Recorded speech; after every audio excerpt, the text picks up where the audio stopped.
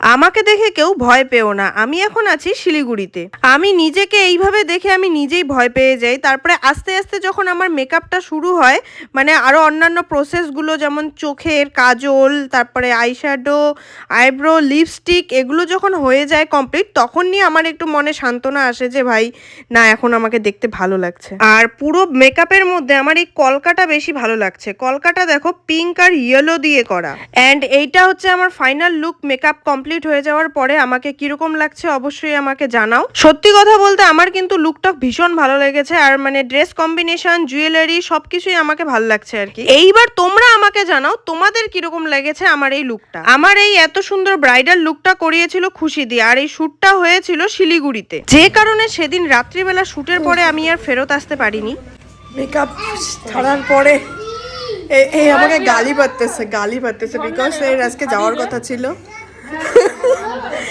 এখন আমাদেরকে যেহেতু রাত 8টা পার হয়ে গেছে, এখন আমাদেরকে থাকতেই হবে, আর কোনো উপায় নাই। আজকে আমি চলে আসছি খুশিদির পার্লারে, কারণ কালকে খুশিদির স্টুডিওতে ছিল হচ্ছে photoshoot.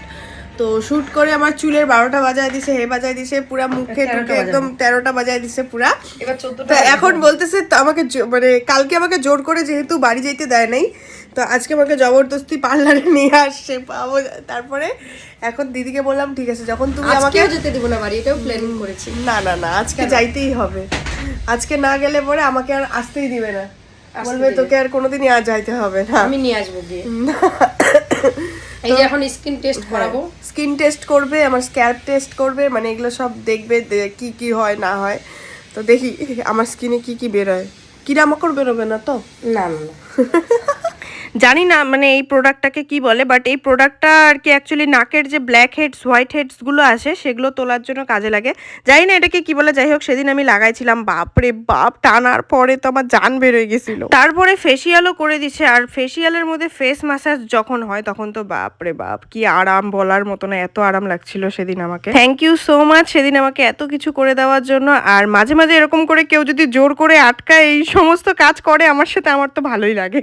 Thank you so much খুশি দিয়ে আমাকে এত সুন্দর সাজানোর জন্য। তোমার কাছে সেজে আমি ভীষণ খুশি।